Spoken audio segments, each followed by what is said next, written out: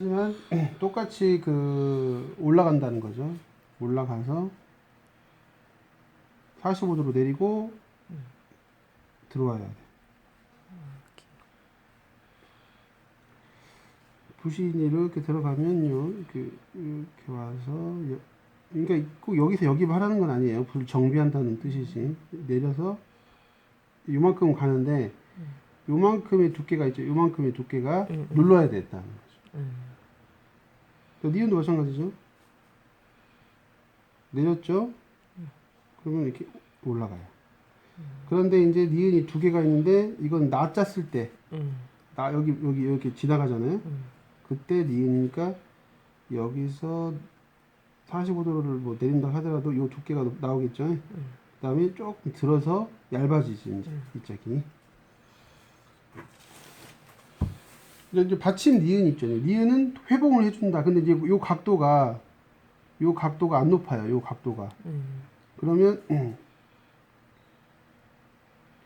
그냥 요렇게 그냥 일반적인 할 때 요 뒷부분. 그래서 이렇게 왔으면 눌러서 그냥 돌아와서 회봉한다. 이제 기억은 그게 없으니까 받침은 받침이랑 그냥 똑같으니까 디귿도 마찬가지죠. 디귿도 이 파본체에 1cm 들어간다고 그랬잖아요. 그럼 여기서 시작하죠. 그럼 다 짰으면은 여기서 이제 얇아지는 거죠. 그럼 여기서 요만큼 나가야 여기를 띄고 요만큼 지나가는 거잖아요. 그러니까 이렇게 지나가는 거죠. 이렇게. 또 받침 디귿도 있어요. 자, 이제 여기서 이렇게 디귿을 하는데 여기보다만 조금만 나가면 돼요. 그러니까 이 정도 된다고 보죠. 여기는 이제 똑같이 들어가야 되니까 무조건 공간이 있어야 돼요. 그런데 이제 목판본의 원본을 보면은 이 상태에서 앞에가 이렇게 된 게 있어요. 어쩌다가. 근데 이제 조금 애매하죠. 그러니까 이제 쓸 때도 있는데 조금 애매하다. 이제 일반적으로 쓸 때는 이렇게 쓰는 게 맞죠. 네. 근데 리을에서는 좀 달라져 있죠. 리을을 보면 알아요, 이제. 리을은 똑같죠. 기역에서 디귿을 해주는데 똑같이 여기서 이렇게 하면 이제 알겠죠. 라짠지 딱 보면 알죠, 이제. 이것이.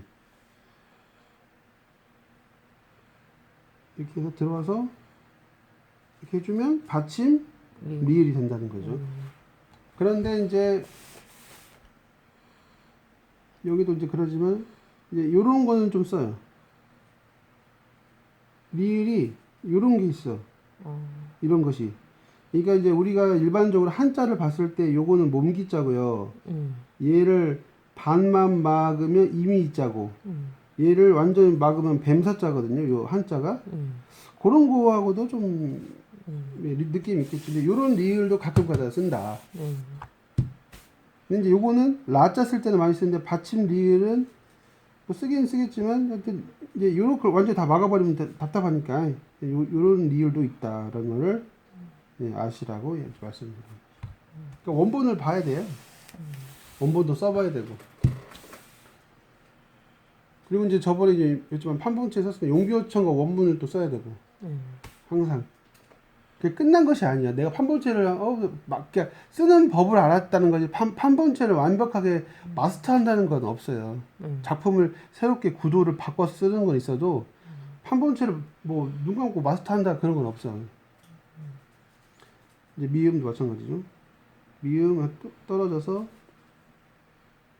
자 미음도 여러 가지 있어요. 또 이제 원래 입구자 한자로 봤을 때 입구자인데 이렇게 이제 여기 떨어져서 이렇게 공기가 순환시킬 수 있죠. 이렇게 뾰족한데 그러면 얘가 이렇게 뒤통수가 튀어나온 게 있죠.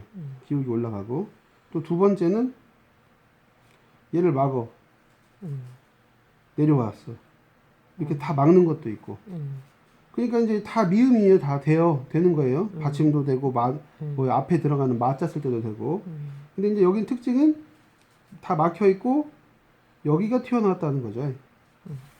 그런 걸 알고 써야지 설명하더라도 미음이 이렇게 바뀐다는 걸 알아야 될 거 아니에요? 선생님 어느 상황에서는 이거 쓰고 그거는 법칙은 없는 거죠? 아니죠. 있죠. 아, 만약에 얘를 모자를 만약에 쓴다 그러면 요것이 이렇게 해서 두 개가 만나잖아요. 그러면 좋겠어요, 안 좋겠어요? 그때는 들어. 그렇죠. 여기 보면은 뭐가 없잖아요. 예, 그러면 모자 쓸 때 좋지. 아, 목이라든가. 예, 예. 이제 아시겠죠? 예. 그럼 얘는 뭐 쓰면 좋겠어요? 마. 얘랑 안 만나는 거. 마. 그렇죠. 말을 갖다든가 받침으로 가면 좋겠죠. 예, 예. 이런 것이 있다는 거죠. 그냥 막 이렇게 쓰는 건 아니고. 그래서 이제 정리를 해보면, 근데 이제 아까도 좀 미음이라는 것이 그 획이 다양하다 보니까 혹시 이제 보세요. 사람이 미음을 이렇게 썼어요. 아까처럼 이렇게 이거 지금 쌍구식으로 쓰는 건데 이런 식으로 썼어요 지금. 미음. 이렇게 썼어요 지금. 썼는데 이걸 목판부를 하다 보니까 각수가 요만큼을 없애버렸어. 그럼 이걸 보여드릴게요. 어떤 획인지. 이렇게도 됐어. 쉽게 말해서 요만큼을 날려버렸어. 파다가 몰래 졸다가 팠던지. 그러면 이걸 어떻게 봐야 될 거냐, 미감을. 그러면 이것도 미음인데 후대 사람은 이걸 볼 거 아니야, 이 미음을. 그러면 꼭 미음을 이렇게만 시작할 게 아니고 이런 식으로도 시작을 해서 좋겠다라는 생각이 든 거죠. 그러니까 이것도 미음이 되는 거죠. 그것도. 그런데 이제 이게 그 우리가 많이 쓰는 북이서에 그런 획이 있어요. 수로라고 해서.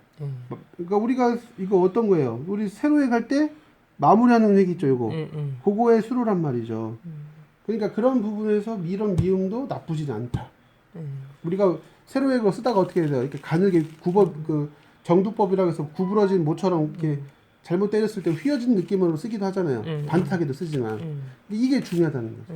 그러니까 자연스럽게 북이서 해서의 획하고 필사 획은 거의 맞아떨어지기 때문에 그 맛이 재밌어. 그러니까 혹여라도 이 글씨를 쓰신 다음에 나머지 만약에 이걸 해서로 쓰고 싶다. 그러면은 이상한 거 쓰지 말고 어때요? 북이서를 쓰면 돼요. 해서로 쓰면 되고 판본체를 쓰고 뭘 쓰면 돼요? 호태양비라든가 예서 파책 있는 거 없는 거 쓰면 된다는 거죠. 그런 것들을 이제 연관성으로 글씨를 쓰시는 게 제일 좋다는 거죠. 제가 방침도 저도 그렇게 그러니까 쉽게 말해서 고등학교 때 장맹용비라는 북이서로 입시를 했단 말이에요. 그걸 입시 끝난 다음에 이 글씨를 보는 순간 그냥 써주고 싶은 거야. 그래서 그냥 앞에 그 책 있잖아요. 기초획 보고 쓰고 뭐 나름 뭐 이게 설명 듣고 그러다 보니까 그냥 써지는 거지. 뭐 이거를 또 뭐 10년 배우고 이 필사체를 뭐 5년 배우고 이런 게 없는 거예요. 같은 그냥 연관으로 보는 거예요. 뭘로? 획으로. 그러니까 켈리에서는 볼 수 없는 연관성이 있는 거죠. 대신에 그런 것도 이제 연관성을 따지다 보면은 그 고딕류 있죠, 고딕. 활자로 봤을 때는 고딕체라고 하잖아요. 근데 그것이 서해로 봤을 때는 판본류. 이게 그런죠. 그럼 우리만의 궁체 있잖아요. 궁체는 활자로 보면 명조체 이런 거 있잖아요. 그런 식으로 가는 거죠. 그러니까 그렇게 보시면은 한글 서예가 가지고 있는 이제 서체 발달 순서를 보시면 훨씬 재미가 있는 거죠. 그리고 이제 필력이 필요해. 정말 중요한 건 필력. 누르셔야 되는 거죠. 비읍도 마찬가지죠. 똑같이 시작을 해서 이제 중요한 거는 이게 모아지는 비읍이 있고 이제 아직 쓰기 전이니까 이렇게 벌어지는 비읍이 있어요. 이것도 중요하죠. 그러니까 이제 좀 긴장감을 줄 때는 어때요? 올라가줬죠. 자, 이거는 안 닿고 떨어졌네. 그러니까 이 거리감과 모아주는 기울기하고 통짜로 쓰는 기울기가 있다. 근데 이것도 분위기상에는 요게 좋다는 거죠. 항상 글씨는 긴장감이 있어야 되거든요. 그런데 그냥 편안히 쓰면 어때? 판본체가 되는 거야. 왜냐? 수직 수평이 공존하니까. 근데 이거는 기울기 때문에 어떻게 좁아지고 올라가고 그다음에 넓혀지고 좁아지고 이런 식으로.